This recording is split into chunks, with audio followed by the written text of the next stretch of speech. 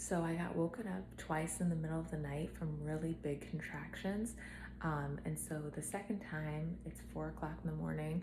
The second time I woke up and I stood up and my water, I think, broke, I'm pretty sure. So I called Harry and I told him what was going on, and then we kind of waited to see, and I noticed I was getting contractions every 4 to 5 minutes. So we are slowly, calmly packing up, getting our stuff together. He's walking Brady, and we're gonna head to the hospital, and I think we're having a baby today. We'll see. Welcome back to my channel. I am a mom now. I love saying that. On January 11th, 2020, I gave birth to my beautiful daughter, Isabella. We also call her Izzy Sky. She is the light of my life. My due date was January 8th, and on January 8th, she had not come yet. I had actually scheduled to get induced on the night of January 12th, which would have meant her birthday would have been January 13th, just because that was the date it was advised to me by my doctors that if she hadn't come by that date, we should go ahead and start the induction. I really wanted to go into labor naturally just because the doctors had told me it makes labor easier. And so Harry, my husband, and I tried so many tricks. I was eating spicy peppers. Oh, those are spicy. Yeah, did you get one with a lot of seeds? Yeah. I was bouncing on a yoga ball. I was doing everything. So the night of January 10th, Harry and I went out to dinner. We went to the Yard House, which is a place near our house, and I ordered the spicy peppers. And after, when we came home, we took my dog for a long walk. We went and bounced on a yoga ball in the gym. We did all the things, and I was feeling a little frustrated.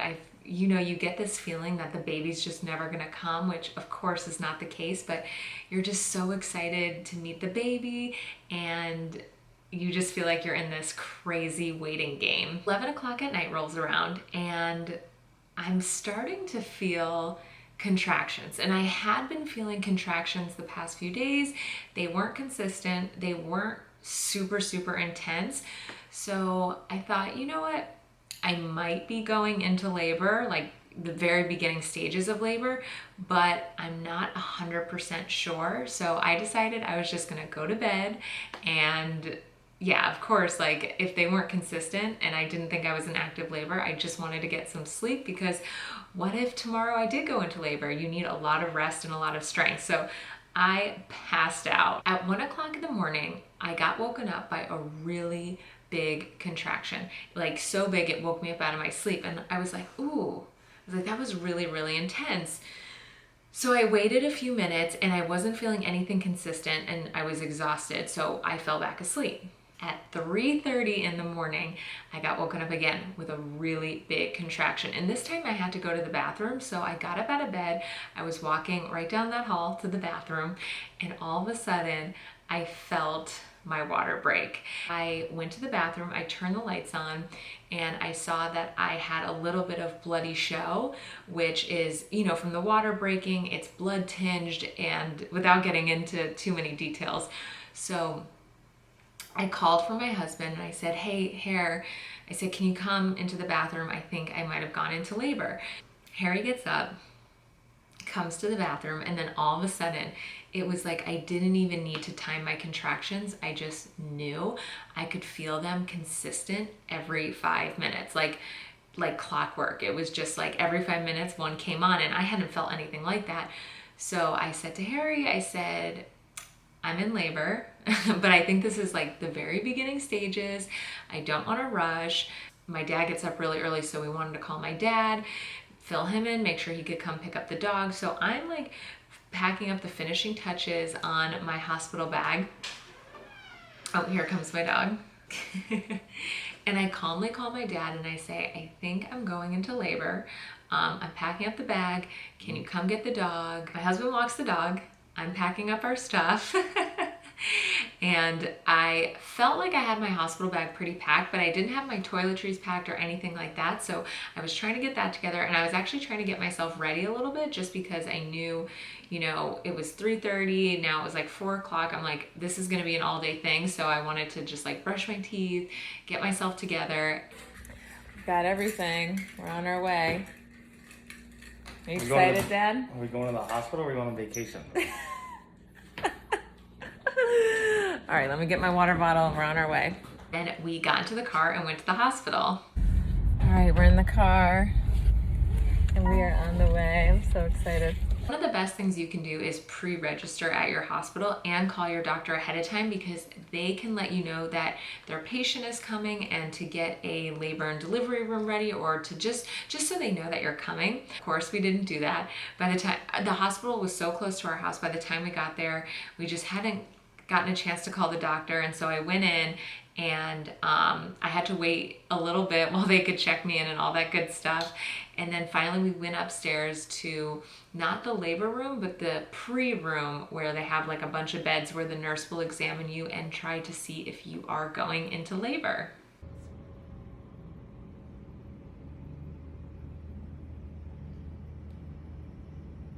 I had been 4 centimeters dilated for a week and a half, so I knew that by the time I got to the hospital, I was going to be pretty far dilated. You need to be 10 centimeters dilated to give birth. And it was really important for me to tell the nurse, hey, I'm already 4 centimeters dilated. And I also wanted to tell the nurse that the baby was sitting extremely low. The baby had been 90% effaced for about 3 or 4 weeks. So the nurse went ahead and checked, and she let me know I was now 5 centimeters dilated, and they actually couldn't get over how low the baby was sitting. My doctor had told me that the baby was sitting super low, and so whenever I told people that, they're like, oh, babies sit low all the time, but the nurse actually could not get over how low the baby was. Her head was literally right there.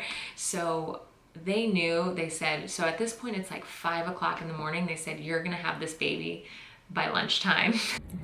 All right, so right now my contractions are about 4 to 5 minutes apart.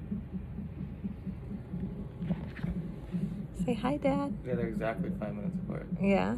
Uh-huh.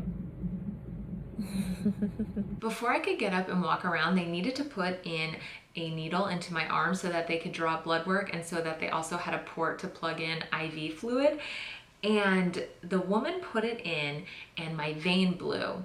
And I'm not in the medical field, so I don't know like the correct terms or what really happened, but she said the vein blew and that she needed to put it in again. So I think it was in like it was like right here. I forget, it was like up here.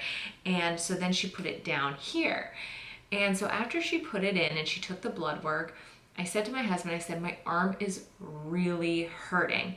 And he said, of course, you have a needle in your arm. Of course it's gonna hurt. And I said, no, it's like something doesn't feel right. He's like, you're fine. It's a needle. Like, you know, and I get it, because like having a needle in your arm can be discomforting, but it was really bothering me.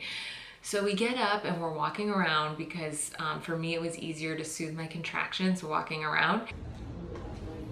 There she is. Here I am. Just walking it off. And I noticed that I wasn't even thinking about my contractions. I couldn't stop thinking about my arm. It was in so much pain, and I looked down and it starts swelling. So my arm is humongous and it's turning like all sorts of colors. And I said, we need to find a nurse right away.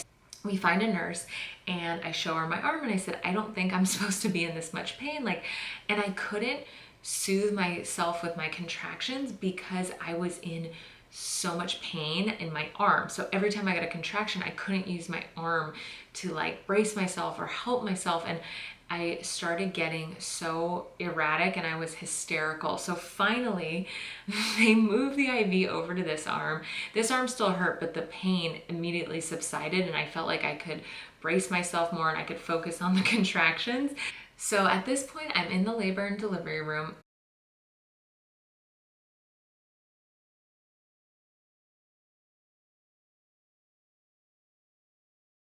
And I had it in my birth plan that I wanted an epidural. So they knew that was in my plan, and they said, you let us know when you want to get the epidural. I knew at that point I was 6 centimeters dilated and that things were gonna move pretty quickly. So I told them, okay, it's time, I wanna get the epidural. And that went smooth. Thankfully, the anesthesiologist was amazing. If you are considering getting it, I just want to assure you that it was really easy. I didn't feel any pain getting it administered, and I was really happy that I got it. So I'm in the labor room. Got mom right here. Got dad taking a nap. Hey, what's up? We can't wait to meet you. Little beauty. So around 10:30, the nurse was coming in every 30 minutes to check on me. She noticed I was about 9 centimeters dilated, and she said, oh wow, this is gonna happen any moment. I need to go call your doctor. So she calls my doctor, and 15 minutes later, doctor shows up, and I thought, oh, we have some time. We'll just like chat, we'll check in. And she's like, all right, it's time to go. And I'm like, oh my gosh, this baby is coming right now. This is insane. Around 11 o'clock, we are ready to go. It is time to start pushing. So you push with each contraction, and they had me push 3 times, 10 seconds each contraction. I had this vision of it being so like stark and sterile and messy and kind of crazy, and it was such a beautiful setting. Like, we had the lights super dim in the delivery room. It was just Harry on one side, a nurse on the other side, and then my doctor. And then she actually had to call in 2 more people. Things were moving fast, so I can't exactly remember their official titles, but because I was a few days overdue, there's a high possibility that the baby swallowed poop while she was still in my stomach, her own poop. So they brought in 2 other people. One was a doctor, one was a nurse, to check the baby for that after she came out. I started officially pushing around 11-ish, 11:10, and after a few, oh my gosh, I'm gonna cry.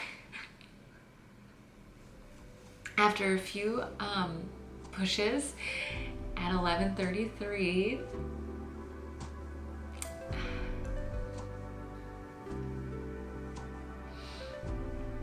she came out. Hey, Izzy. What do you think, huh? Are you a sweet girl? And they put her right on my chest. And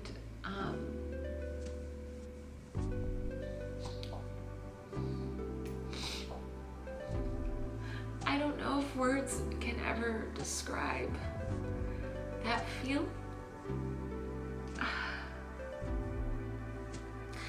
I don't know if words could ever describe that feeling. I haven't like talked about it like this yet, and I guess it'll always just hold this like incredibly special place in my heart, just meeting her for the first time and becoming a mom. It was a beautiful, beautiful moment.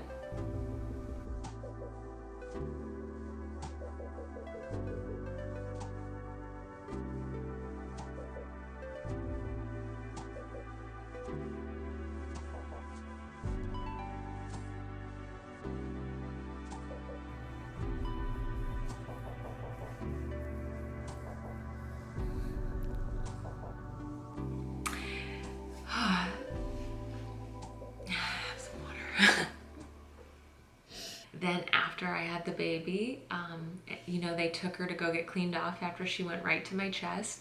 And then I had to deliver the placenta. You think you're done, and then you're like, oh wait, there's more. So that's really easy though. And so deliver the placenta, and then my doctor cleaned me up. I had one small tear, so she was really happy to see that. Everything went really smooth. I had to get that stitched up. Right after, we texted our parents, and my sister, my brother-in-law, my niece, my parents, Harry's dad, and his stepmom, they all came right away to the hospital, like within the hour. We got to be with family. They got to meet her. It was super special. After that, we went to the recovery room and we stayed at the hospital. So now it was still Saturday. We stayed there until Monday morning. There is a lot that goes into taking care of yourself after having a baby. So there was a lot of postpartum care and a lot of things I learned.